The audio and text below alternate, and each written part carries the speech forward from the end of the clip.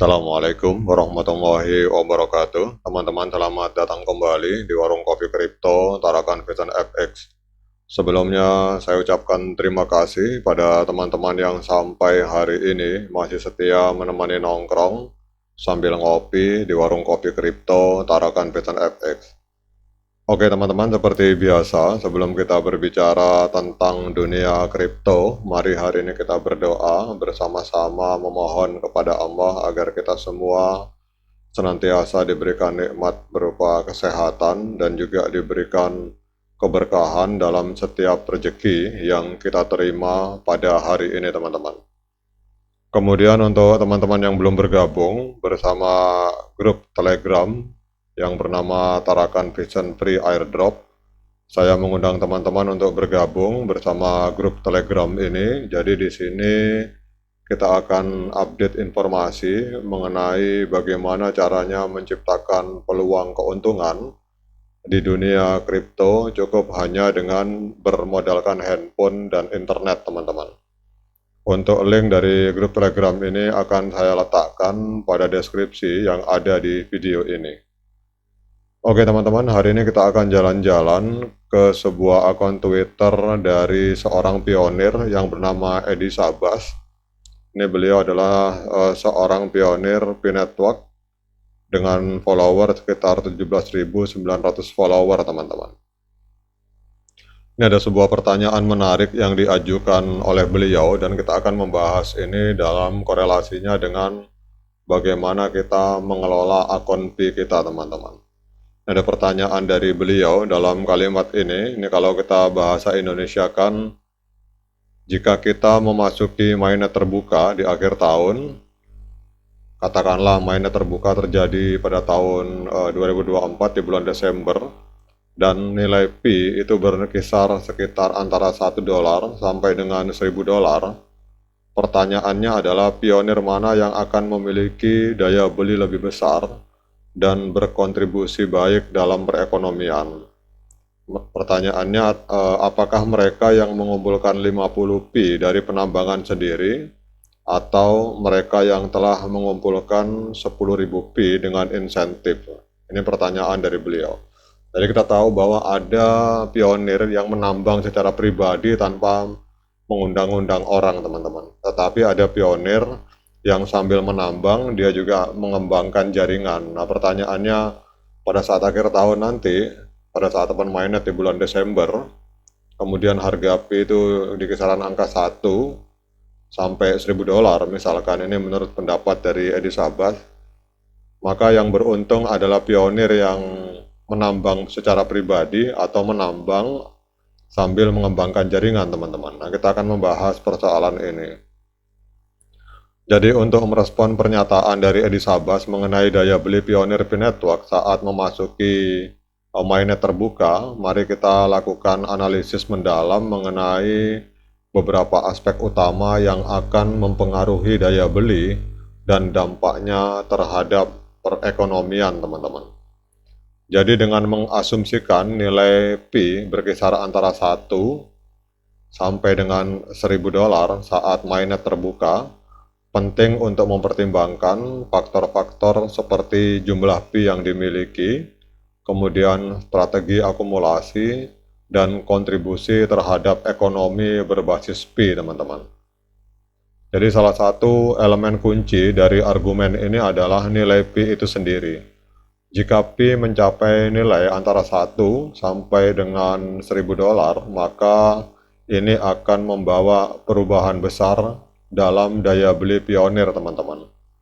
Namun nilai nominal P saja tidak cukup untuk menentukan daya beli secara menyeluruh. Jumlah P yang dimiliki oleh pionir itu juga akan memainkan peran penting teman-teman. Sekarang kita akan membahas tentang bagaimana kalau ada pionir yang hanya memiliki 50 P. Artinya ini pionir ini menambang secara pribadi dan dia tidak mengembangkan jaringan atau tidak mencari referral teman-teman.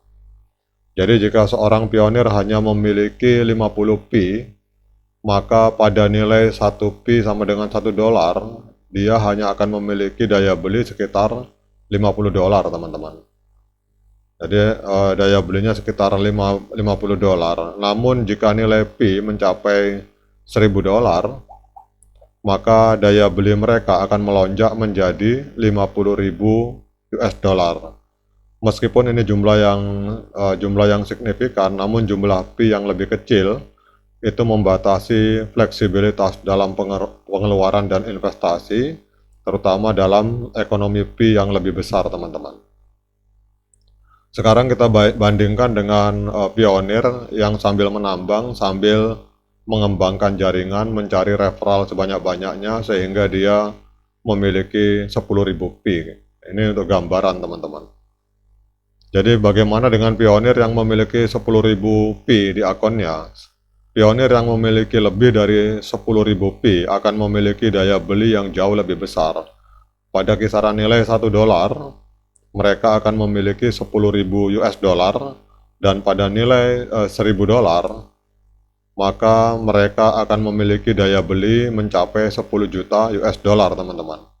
Jadi dengan jumlah Pi yang besar, Pioneer ini tidak hanya memiliki lebih banyak opsi untuk pengeluaran pribadi, tetapi juga memiliki potensi untuk melakukan investasi yang signifikan dalam ekosistem Pi, seperti misalkan membeli properti digital, berinvestasi dalam startup, maupun mendukung inisiatif komunitas, teman-teman. Jadi pada intinya, teman-teman, bahwa cara Pioneer mengumpulkan Pi itu juga berpengaruh pada hasil akhir. Dalam komunitas Pi Network, beberapa pionir memilih untuk menambang secara pribadi, secara mandiri, sementara yang lain itu aktif merekrut anggota baru, berpartisipasi dalam keamanan jaringan, atau terlibat dalam aktivitas yang mendapatkan insentif tambahan. Misalkan dia menjadi validator. Kita tahu bahwa setiap kita memvalidasi KYC seorang pionir, kita mendapat gaji 1 Pi, teman-teman. Jadi kalau kita lihat di sini bahwa pionir yang menambang secara mandiri dan berhasil mengumpulkan 50 koin Pi mungkin akan merasa terbatas dalam peran mereka di ekosistem Pi yang lebih besar. Mereka cenderung memiliki kontrol penuh atas Pi mereka, tetapi kesempatan untuk memperluas daya beli mereka itu akan terbatas. Dalam jangka panjang, mereka mungkin akan merasa kesulitan untuk bersaing dengan pionir lain yang memiliki Pi dalam jumlah besar, teman-teman. Kemudian sementara untuk pionir yang telah mengakumulasi lebih dari 10.000 Pi, kemungkinan besar mereka akan memanfaatkan berbagai insentif yang ditawarkan oleh Pi Network, dan mereka mungkin telah memperluas jaringan mereka, berpartisipasi dalam keamanan jaringan, atau berkontribusi pada proyek-proyek komunitas. Jadi strategi ini tidak hanya meningkatkan jumlah Pi yang dimiliki, tetapi juga memperkuat posisi mereka dalam ekosistem Pi. Jadi dengan jumlah Pi yang lebih besar, pionir ini akan dapat mempengaruhi pasar Pi, kemudian memanfaatkan kekuatan ekonomi yang lebih besar dan berkontribusi pada pertumbuhan ekonomi berbasis Pi, teman-teman. Jadi intinya kalau menurut pendapat saya pribadi, teman-teman, bahwa daripada Anda menambang sendiri, lebih baik kita memanfaatkan kode referral untuk mencari teman atau mengembangkan jaringan. Atau mungkin teman-teman punya pendapat lain dari komentar dari Edi Sabas, silakan komen di kolom komentar. Sekian dari saya. Assalamualaikum warahmatullahi wabarakatuh.